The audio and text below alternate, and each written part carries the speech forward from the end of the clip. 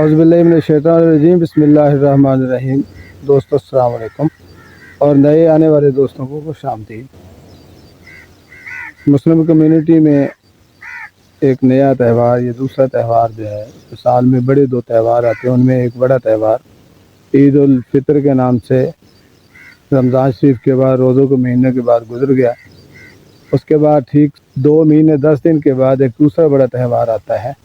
اسے عید الاضحیٰ کے نام سے یاد کرتے ہیں۔ بڑی عید بھی اس کو کہہ دیتے ہیں، پہلی عید کو چھوٹی عید کہتے ہیں، دوسری کو بڑی عید۔ بڑی عید اس کو اس لیے کہتے ہیں کہ یہ 3 دن تک چلتی ہے۔ نماز عید ایک ہی دن پڑھی جاتی ہے، لیکن 3 دن اس کا اثر اس لیے رہتا ہے کہ قربانی کرنی ہوتی ہے جانوروں کی، اور اس حساب سے جو ہے کوئی پہلے دن نہ کر پایا، دوسرے دن نہ کر پایا، تو تیسرے دن تک وہ کرتا رہتا ہے۔ لیکن بہرحال اجر کے حوالے سے، ثواب کے حوالے سے جو ہے وہ پہلا دن زیادہ مقبول ہے، اور جتنی جلدی ہو سکتی ہو وہ اتنا ہی زیادہ اس کا اجر ہے۔ تو قربانی ہونی ہوتی ہے، اس لیے وہ ایک بہت بڑا تہوار ہے، ایک بہت بڑا ایونٹ ہے۔ مسلمان خوشی بھی کرتے ہیں، خوشی مناتے ہیں۔ تو یہ ایک ایسا دن ہوتا ہے جو قربانی کا جب جیسا نام لیا جا رہا ہے، تو یہ حضرت ابراہیم علیہ السلام ہمارے ایک پہلے پیغمبر تھے، حضور صلی اللہ علیہ وسلم کے سامنے حضرت ابراہیم علیہ السلام، اس کے بعد حضرت اسماعیل علیہ السلام، تو انہی کی نسل سے، انہی کی لڑی سے جو ہے کہا جاتا ہے کہ 1400 پیغمبر آئے، جو اس کے بعد حضور صلی اللہ علیہ وسلم آخری نبی کے طور پر آئے۔ تو اس لیے بھی اس نبی کو جو ہے حضرت ابراہیم علیہ السلام کو جو ہے کو زیادہ اہمیت دی جاتی ہے۔ اللہ کے ہاں بھی بڑی مقبولیت ہے کہ اللہ نے انہیں آزمائش کے لیے، آزمانے کے لیے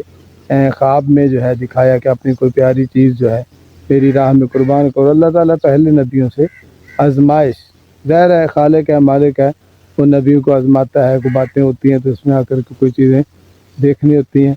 تو خواب میں دکھایا کہ کوئی پیاری چیز جو ہے وہ میری راہ میں قربان کی جائے۔ تو اللہ کے نبی نے سوچا کہ کیا ہو سکتا ہے، تو وہ اس طرح ذہن میں آئی کہ اللہ تعالیٰ چونکہ باپ کے لیے اس کے بیٹا جو ہوتا ہے وہ بہت ہی، کیونکہ یہ بڑی عمر میں جا کر کہیں انہیں ملا تھا، 86 برس کی عمر تھی حضرت ابراہیم علیہ السلام کی جب حضرت اسماعیل علیہ السلام ملے تھے۔ تو اس حوالے سے جو تھا، جو وہ تھوڑے سے 13-14 سال کے ہوئے، تو یہ خواب آ رہا ہے کوئی پیاری چیز اللہ کی راہ میں قربان کرنے کو کہا جا رہا ہے۔ تو نبی کا جو خواب ہوتا ہے وہ باقاعدہ وحی ہی ہوتی ہے،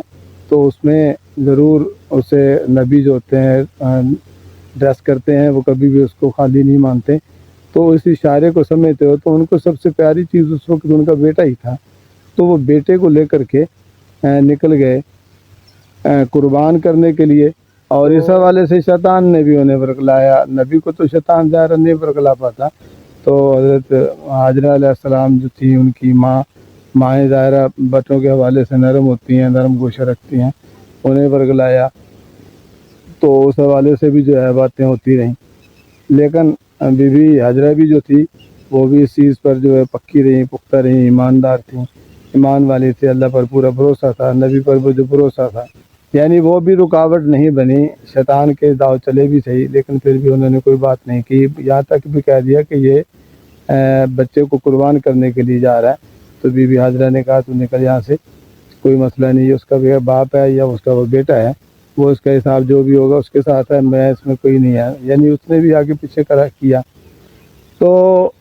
اس قربانی کی وہ الگ بات ہے کہ قربانی جب حضرت کرنے لگے، وہ ایک الگ جاندار قصہ ہے، اس حوالے سے جب کرنے لگے، چھری کوند تھی، تو اللہ کے نبی نے، دوسرے نے بھی جب بیٹے کو بتایا گیا کہ مجھے اللہ کی راہ میں آپ کو قربان کرنے کا کہا گیا، تو انہوں نے بھی اس حوالے سے کوئی انکار نہ کیا، تعاون کیا، قربان ہونے کے لیے لیٹ گئے، چھری نہ پھری، وہ جنت سے دمبا آ گیا، اس طرح کا سین ہے سارا۔ تو اس سنت کو، وہ اللہ کو اپنے نبی کی یادہ بہت پسند آئی، تو پیاری چیز مانگی، تو پیاری چیز میں وہ اپنے بیٹے کو قربان کرنے کے لیے چل نکلے، تو یہ پسند اتنی آئی کہ آتی یا رہتی دنیا تک جو ہے قیامت تک کے لیے مسلمانوں کے لیے یہ پیغام دے دیا گیا کہ سنت ابراہیمی کو ہمیشہ تازہ رکھا جائے۔ تو اس حوالے سے پھر یہ مسلمز کے لیے نہیں ہے، ہر دور میں کسی نہ کسی شکل میں یہ رہی، یہودیوں میں یہ قربن کے نام سے رہی، اس میں بھی جاندار حلال جانور جیسے بھیڑ بکری گائے وغیرہ، پھر غلہ اناج سرکہ وغیرہ، اس طرح کی چیزیں بھی تھی جو مختلف شکلوں میں ہوتی رہی۔ کبھی غلہ اناج جو ہے رکھا جانے لگا۔ حضرت ابراہیم، حضرت آدم علیہ السلام کے 2 بیٹے حابیل اور قابیل، ان کو بھی قربانی کے لیے کہا گیا، تو قابیل نے گندا مال رکھا، جو حضرت آدم کے بیٹے بڑا بیٹا تھا، انہوں نے ہلکا مال کسی کا غلہ اناج جو تھا وہ رکھا، اور حابیل نے جو تھا وہ اچھے قسم کے جانور رکھے۔ تو اللہ تعالیٰ نے جو ہے حابیل کی قربانی کو قبول کیا، اور قابیل کی قربانی جو ہے وہ چھوڑ دی گئی، کہ کیونکہ وہ پہلے نیت بدنیتی کے ساتھ برے مال کے طور پہ رکھی گئی تھی، تو وہ قبول نہ ہوئی۔ اس طرح کر کے جو ہے اللہ تعالیٰ پھر وہ حسد میں رہا، اور حسد میں اتنا رہا کہ قابیل جو ہے آگے جا کر کے اپنے بھائی کو قتل کرنے کا مجھے بھی بنتا ہے۔ یہ ساری چیزیں ساتھ چلی،